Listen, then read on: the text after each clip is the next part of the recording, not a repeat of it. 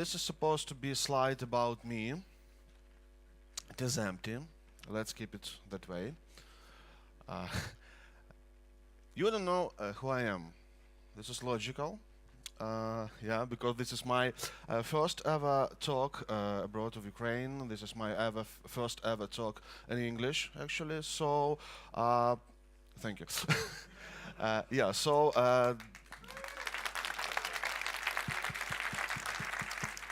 I should warn you that I can use something about 15 or 20 same words during the presentation, not more. Yeah.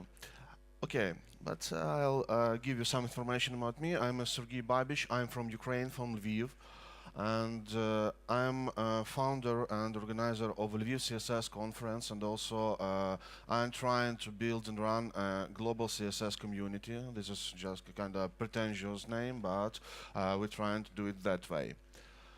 Okay, let's start, and let them take their seats. And hello, Warszawa. Doesn't work out. Hello, Warszawa. You can make it much better. Hello, Warszawa. Hello. That's the way. Okay. What I want to speak about today is the progressive web applications. So, who ever heard about PWA ever? Okay, who tried to do it? Who actually did something? I always like that process when reducing the hands. Great. I'll have some slides about reminding you about the PWA concept. And the main thing that I realized during preparing for that speech, for that talk, that a progressive application is not about the tech. It is not about the technology, about some features which browsers provide to us, and we are starting to write our shitty code about that. No, this is a business concept. This is strictly business concept, and its main goal do not make you happier as a developers. Its main goal to make business owners happier. How? You probably already seen these words, fast and reliable. Yeah, this is just buzzwords that follow in the PWA buzzwords all around the world. This is a main goal to achieve main business goal. Yeah, so they should load fast, or they should work fast, and they should work despite any circumstances. So these technical goals are leading to next goals that are very important for business. Yeah, so deliver fast, work faster. That's the main point of all this PWA stuff. Increase engagement. So user should interact with the application more often, and not just opening and closing it. Yeah, so I'm doing this stuff with a very big number of applications on my phone. Just open it, and why I open it, I'll close it. Yeah. And when all these points are implemented, and application becomes progressive web application. This is a very pretty made-up name, and it do not explain what it actually do. So, what is an outcome of the progressive web applications? Increased conversion. Who knows what the conversion is? Okay, and who actually faced the increased conversion after their work? Yeah, so kind of 2 or 3 hands and very low, so very shy. Okay, I got it. Okay, so increased conversions leads to money. And this is the point, the place where you already are not involved in money. This is not your money. And this outcome leads to another outcome. So increasing conversion creates money for business, and money creates more money for business, and as a result, business is happy, and probably business wouldn't give you more job because they're happy with current one completed. But in any case, this is the main goal with which all we are all are facing, are chasing as a developers. Our work is not to write code. Our work is not to create applications. Our work is not to make biggest number of commits into repository. Our work, our job is to make business happy. Happy business, happy developer, because happy business have money to pay us. Okay, and today I want to talk not about the PWA concept itself, but about tools, about technologies that are allowing us to think that we are doing the progressive web applications. And for sure, we will start with service worker. Okay, who can say that he or she solidly knows what service worker is?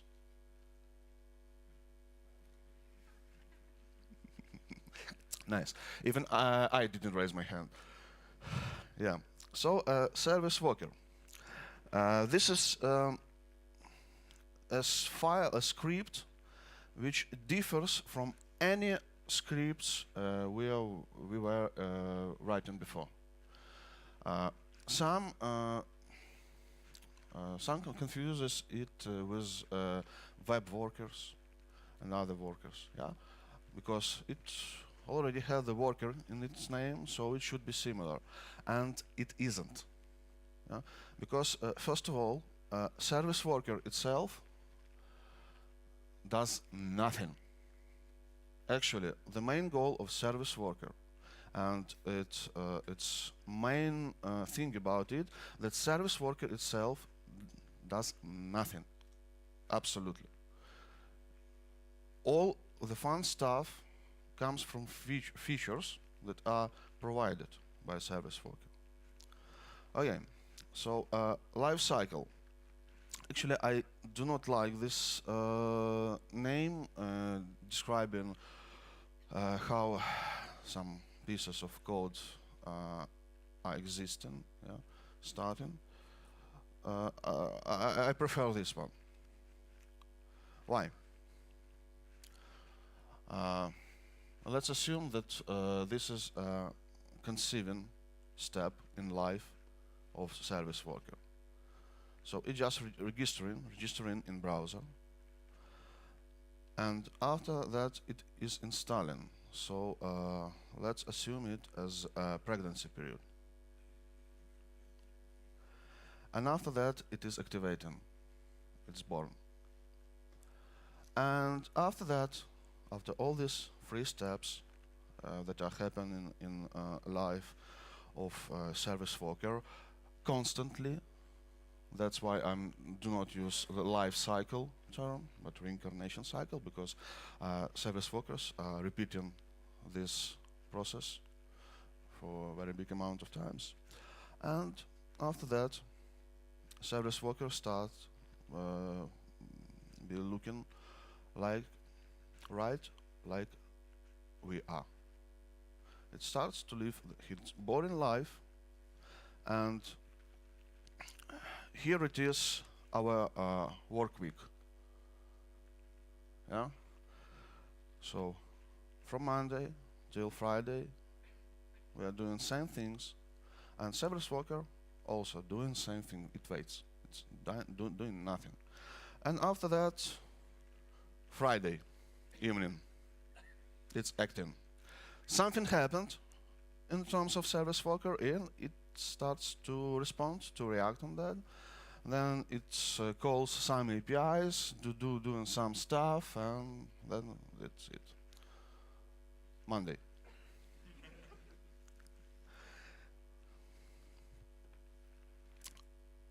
Why we need a service worker at all. So actually, in the core, service worker is a special context for running special scripts using special APIs, and the main and more known, more common, and more popular thing that we are forced to do with it, yeah, is like treating it like web server. Another one, like we are giving you web server, so you can call web server while calling web server, as it says here. So yeah, why? Because it is a feature provider, and it provides us a number of possibilities.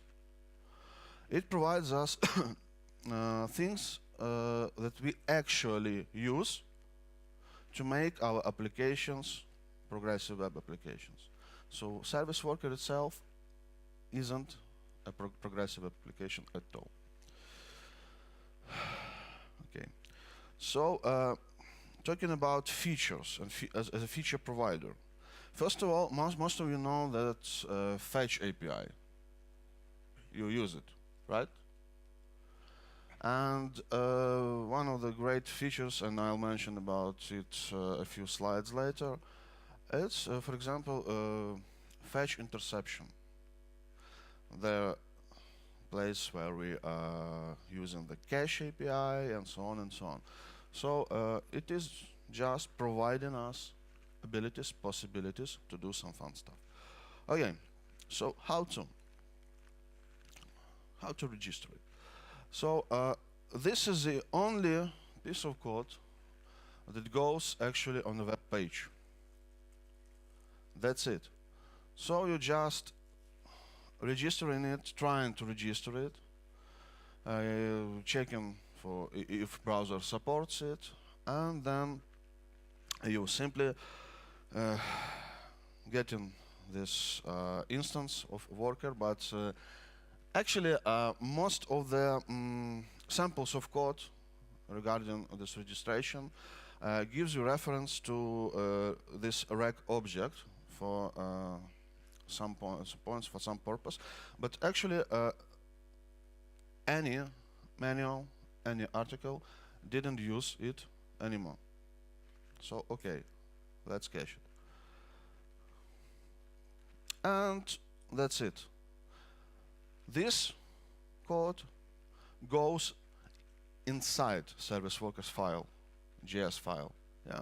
And the interesting thing that there is no this, there is self reference, and it is completely asynchronous, so you cannot use synchronous API there. So no local storage, no synchronous XML HTTP requests, and so on. So completely asynchronous API. Okay, fun facts. I tried to rephrase these slides, but didn't. It seems that my sense of humor just left me. So there are no fun facts. Okay, so the most interesting thing about service workers, and the least described in all kind of sources, it is when it is actually working. Because, as you know, service worker, it is not for browser, not for your page actually. It doesn't interact with your page at all. Doing some background stuff. So you don't need to run your page. And the main question is if all this fun stuff should be run on background when this actual background jobs can be run. And yeah, talking about desktops, we need to allow our browser to run background jobs manually. And after that, your service worker would behave at its full power, even if your browser is closed. This is the main point of service workers. They're just background jobs. They should be in the background. They should run without you, without your concern. And talking about mobile, okay, this is more logical because, as usual, browser context on mobile is handled by the system itself, so it can run these background jobs. And talking about mobile and returning to the PWA concept, they are showing in our face that fact that PWA should be for mobiles, it should replace the native applications. It shouldn't. I'll talk about that. Okay, but mobile just a bit more reliable in terms of background jobs. Okay, and going to the features. So main stuff that is actually is for PWA. First of all, fetch interception. It's kind of one of the features that was implemented firsthand, and it allows you to do very simple thing, actually intercept fetches. This is a very unusual fact for web development, because as usual something that has a certain name doesn't do the thing that it's mentioned in its name, like a progressive web applications. So using this fetch, you just listen to the fetch event and you get in the special object which handles all the information about your call for special resource. Yeah? So it has a URL, it has headers, it has parameters, and you still have access to that, and you can decide what to do with these calls, can modify them, can try to cache them, and so on and so on. Okay, cache API. It's kinda tricky thing because actually you have direct control over the cache in your browser, and it is some kind of different thing than, from cache browser doing by itself, caching your web pages. You have a full control about that, so you can simply implement any cache strategy you need or you want. Because talking about cache strategies, there are plenty of them, and most of them are most common. You know, network first, offline first, and so on and so on. But first of all, we have limited storage space, and if our application using some heavy assets, we should think over the standard strategies.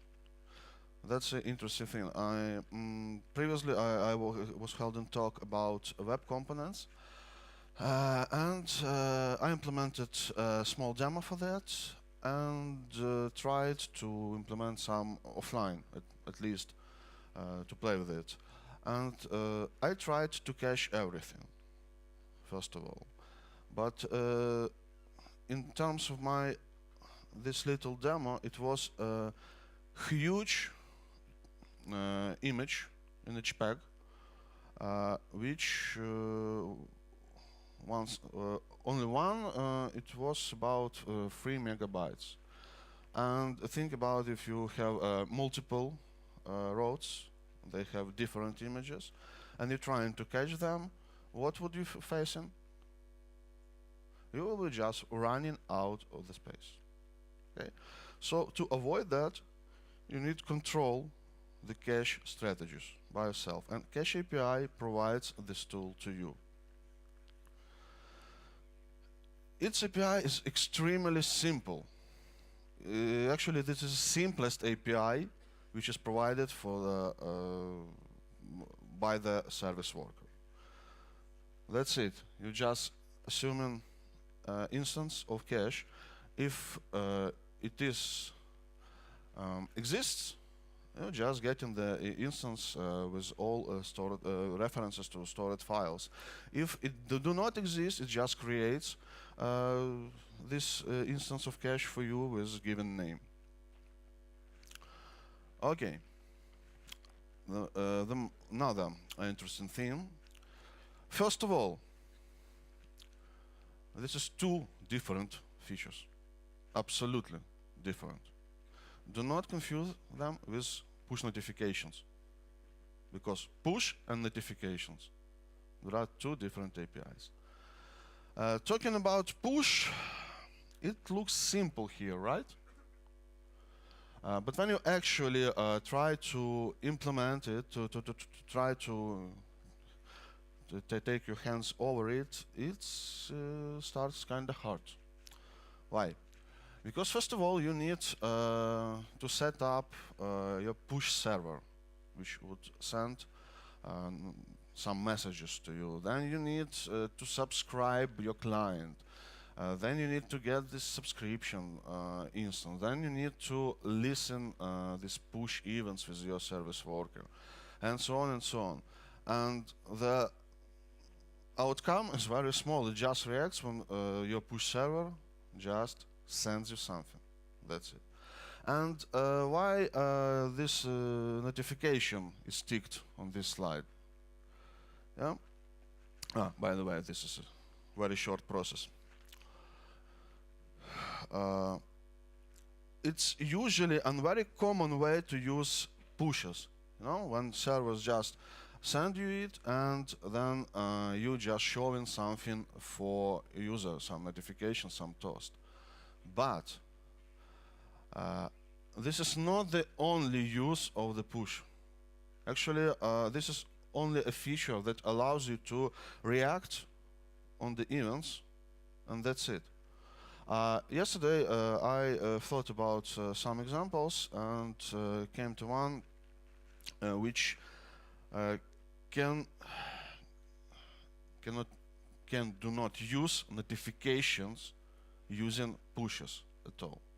So imagine you have this small little pretty application, and for example, it shows some collection of data for user. And user just close your application, your worker is running in the background, his device is in his pockets, and then some of this data changes on the server. So most common way to notify user about changes is what way? Just to send him notification, hey, something changed, go and update it manually. But this is too direct action, and this is too strict thing we want from user. But we can, by ourselves, get in the push, request in the background, request new data, take a diff from this data, look if we should notify user about something or should not. We can just update this data in a cache and just do not touch user at all. And next time he launches application, he just gets updated data, updated collection with no additional actions from his side. And this is one of the best features to improve your application to progressive web application, because user is engaged to it in the way he already getting all updates, he already getting the most actual state of data. We can just, as a result, show him notifications at the end of this process. Yeah, we updated data for you. Just take a look on that. Do not hit some refresh buttons and so on. Background sync. Interesting feature, and I have a question for you. How many of you are using Google Chrome on a regular basis? Okay. And the Opera, I suppose, yes? Because it's the same but different, but also the same. Yeah, and who are using Safari? Okay, and who are using Edge? Great, great, great. Don't be shy. Okay.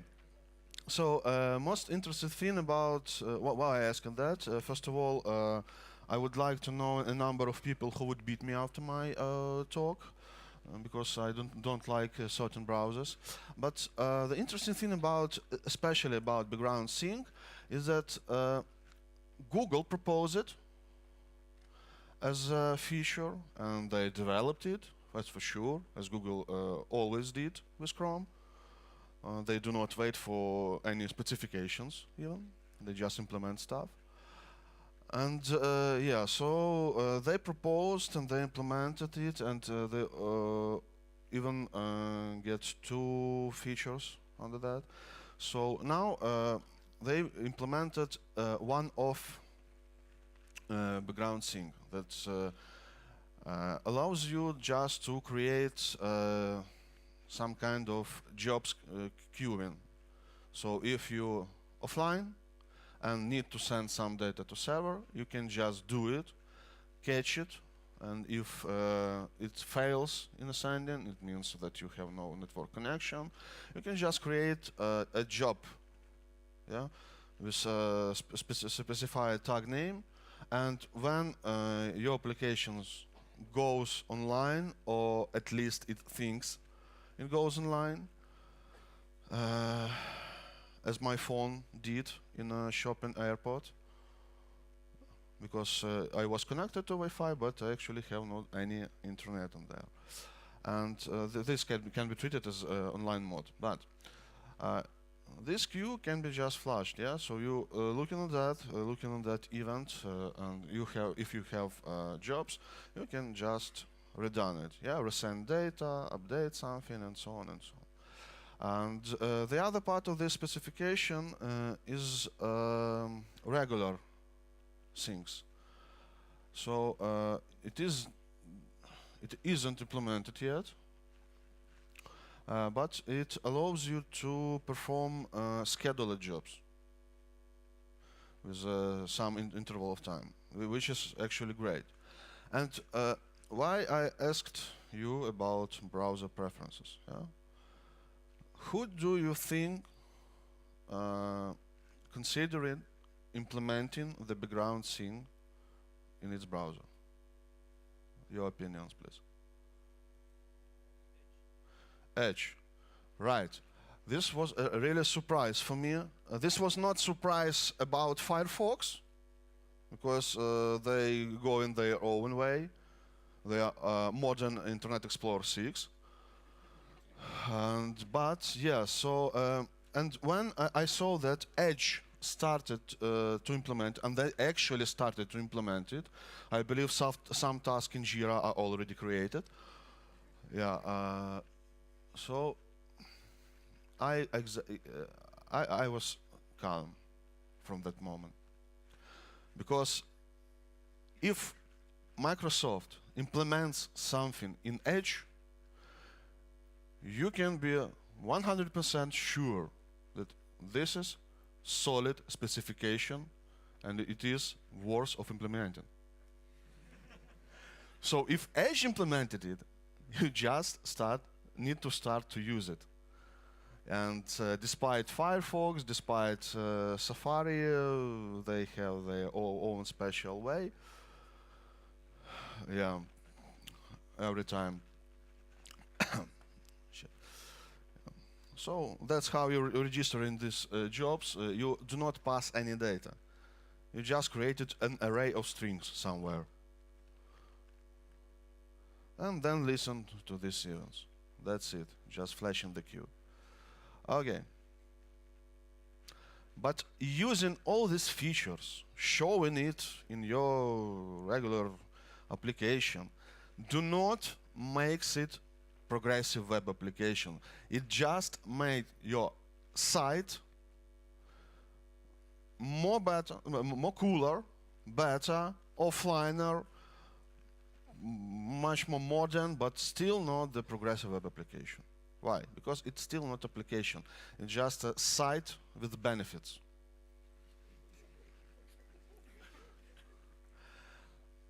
This thing makes your site an application. Web manifest. This specification also had a hard life. very long road to the current state of things, because first first attempt to it was some kind of upcache manifest. Who tried to work to play around with that? Okay, not so many survived. And why? Because first time I tried it, you know what? I cached the cache manifest. I wasn't able to delete it at all and update it in some way. So that was kind of good reason, good attempt, but failed implementation. And then it comes to another thing, yeah, after promoting this PWA concept, making it a buzzword. So it's still a JSON, it's still a configuration, but it becomes more logical. And this is even, we can even remove some properties from this configuration, and it still would work. As I recall, minimum amount of properties would include start URL, name or short name. Thank God we have a choice. At least one icon, and that's it. So background color, description, display mode, they are not necessary.